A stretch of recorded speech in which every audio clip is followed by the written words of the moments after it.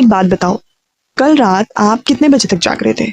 और अगर आप जाग भी रहे थे तो ये बताओ कि दिमाग में क्या चल रहा था? यही टेंशन चल रही थी ना कि नीट निकलेगा या नहीं निकलेगा, जितनी अच्छे से प्रिपरेशन करी हो उतने अच्छे से हम अपने एफर्ट्स डाल के अपना रिजल्ट ला पाएंगे या फिर नहीं ला पाएंगे। मेरे साथ के लोग तो आगे निकलते जा रहे हैं और मैं वही का वहीं पीछे रहता जा रहा हूँ। मतलब ये मेरा एक जेन्युइन आपसे सवाल है, क्योंकि मैं भी इस फेज में सफर कर चुकी हूँ एंड लिटरली मैं डिप्रेशन में जा चुकी थी। मतलब मैं मेडिसिन पे थी। पता है, जब हम अपने 11th और 12th में बायोलॉजी सब्जेक्ट चूज करते हैं ना, तो हमारे दिमाग में ना एक इमेज डाल दी जाती है। वो इमेज क्या है? वाइट कोट, नाम के आगे डॉक्टर्स, स्टेथोस्कोप, हॉस्पिटल्स, पेशेंट्स, ये सारी चीजें ना हमारे दिमाग में फैसिनेशन के साथ डाल दी जाती हैं और हम उन्हें क्रिएट भी करते हैं, जो कि बहुत ऑब्वियस भी। और फिर पता है क्या, जब हमारा एग्जाम नहीं निकलता ना, तो हमें पता है गिल्ट होने लगता है। वो गिल्ट किस चीज का होता है? वो हमें गिल्ट होने लगता है कि यार अब हमारा एग्जाम नहीं निकलेगा, अब हमारे पास रिश्तेदारों के कॉल आने लग जाएंगे, हम उन्हें क्या रिप्लाई करेंगे, हमसे क्या बात करेंगे, यही सब चीजें। लिसन, आप अकेले नहीं हो इस रेस में। लेट मी टेल यू कि आप अकेले नहीं हो, वरना 11, 12, 13 लाख बच्चे नीट में नहीं बैठ रहे होते। भी ज्ञान की बात नहीं करेंगे, ठीक है? कोई भी लेक्चर नहीं देंगे किसी भी चीज पे, ठीक है?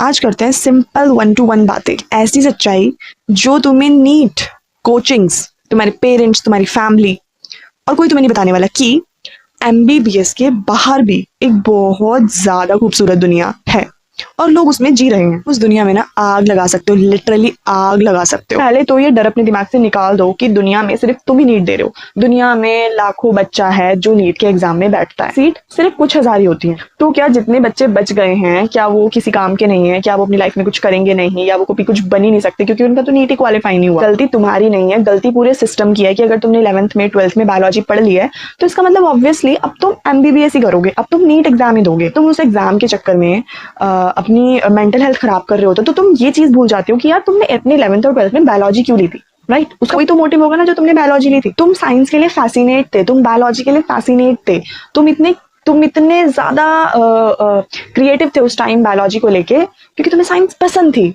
लेकिन आज तुम्हें वही प्रेशर डिप्रेशन और स्ट्रेस में डाल रहा है। मेरा ये वीडियो बनाने का एक ही मोटिव है कि मैं तुम्हें यहाँ पे कोई सिंपैथी या फिर एम्पैथी देने नहीं आई हूँ, या फिर मेरी बातें तुम्हें एम्पैथेटिक फील हो या नहीं हो, आई डोंट नो तुम इस वीडियो को कैसे लेते हो, बट ये वीडियो तुम्हें एक पॉइंट पे ये जरूर रियलाइज करा देगी कि एमबीबीएस के बाहर भी एक्चुअल में एक दुनिया है जो तुम एक्सप्लोर ही नहीं कर रहे हो नीट के चक्कर में। तुम्हें उस वाले कुएं से निकालने में हेल्प कर सकती है जिसमें तुम्हें सिर्फ ये लगता है कि अगर एमबीबीएस नहीं तो लाइफ में कुछ भी नहीं। सा आपके दिमाग की वायरिंग को हिला दिया जाए। अगर मैं कहूँ कि आप दिमाग के सारे सीक्रेट्स खोल सकते हो, वो भी बिना डॉक्टर बने, मतलब कैसे? न्यूरोसर्जन तो आप बन नहीं पाओगे क्योंकि नीट नहीं दे रहे हो, तो कैसे? न्यूरो साइंस की वजह से मैं कहूँ कि आप अगले पैंडेमिक के लिए एक वैक्सीन डिजाइन कर सकते हो, वो भी बिना नीट और एमबीबीएस के, तो कैसे? बायोटेक्नोलॉजी की वजह से। या फिर चलो थोड़ा और बड़ा सोचते हैं, नासा में जितने भी साइंटिस्ट जाते हैं जो बायोलॉजी रिलेटेड फील्ड से आते हैं उन्हें हम एस्ट्रोबायोलॉजिस्ट बोलते हैं, जो वहाँ की लाइफ फॉर्म्स पे काम करते हैं, ठीक है? तो फिर आप क्यों इतना छोटा सोच रहे हो? और ये बनने के लिए आपको नीट या फिर एमबीबीएस देने की नीड नहीं है। इसके अलावा डेटा और साइंस को जब मिक्स करा जाता है तो डेटा साइंस बन जाता है। तो इसमें क्या पढ़ते हैं हम? Bio informatics. तो डेटा के साथ साइंस भी, और इसमें भी आपको नीट और एमबीबीएस देने की कोई जरूरत नहीं होती। और बायो इन्फॉर्मेटिक्स ना कोई हल्का फुल्का कॉम्बिनेशन नहीं है, यहाँ पे आपको गूगल और माइक्रोसॉफ्ट जैसी कंपनीज अच्छे खासे पैकेजेस देती हैं। नीट एमबीबीएस नहीं है, इसे लाइफ साइंसेस बोलते हैं, जिसमें आपकी microbiology, biotechnology, zoology, botany, life sciences के अंदर जितने सब्जेक्ट्स होते हैं ना वो सब इसके अंदर आते हैं और बोलते हैं लाइफ साइंसेस। ये वो दुनिया है जहाँ पे तुम सच में ह्यूमन रेस के फ्यूचर पे काम कर रहे होते हो। लिटरली मतलब तुम उन चीजों में डेप्थ में जाके काम कर रहे हो, उनके बारे में पढ़ रहे हो, and it's really so cool. और सबसे अच्छी बात, यहाँ पे तुम्हारा स्वागत तुम्हारी स्किल्स को देख के होता है, इस बात से नहीं होता कि तुमने एक दिन में कितने एमसीक्यू सॉल्व किए। तो अगर अब आप रात को सो रहे हो और आपको सोते टाइम डर लगता है, तो आप एक बात जरूर ध्यान रखना कि जरूरी नहीं है कि बेटा तू एमबीबीएस ही देके कुछ बनेगा। There are a lot of options. जो बच्चे साइंस पढ़ते हैं, जो बच्चे बायोलॉजी पढ़ते हैं, उनके पास बहुत ऑप्शन है। Life science is a huge pool and उसमें इतनी डाइवर्सिटी है कि भाई तुम खुद चूज करो कि तुम्हें कहाँ जाना है। आप अपने उस बैडी दिमाग को अच्छे दिमाग में कन्वर्ट करो और उस बैडी दिमाग की एनर्जीज को अपनी नई एनर्जीज बनाने में लगाओ। अगर नीट और एमबीबीएस में आप स्ट्रगल कर चुके हो, ड्रॉप्स ले चुके हो, ड्रॉप्स पे ड्रॉप्स ले चुके हो, और फैमिली का प्रेशर है, क्योंकि लड़कियों पे एक प्रेशर अलग ही लेवल का होता है। मैंने भी अपने टाइम पे नीट दिया था तो मैंने 2 बार अटेम्प्ट किया था। एक बार मेरे 340 आए थे और दूसरी बार भी इससे थोड़े से ज्यादा आए होंगे, क्योंकि मैंने दोनों टाइम ही कोचिंग्स नहीं ली थी। ठीक है, मेरे को लगता था कि मैं बिना कोचिंग के ही अपने सारे काम खुद से मैनेज कर सकती हूँ, और जो कि नहीं हो पा रहा था।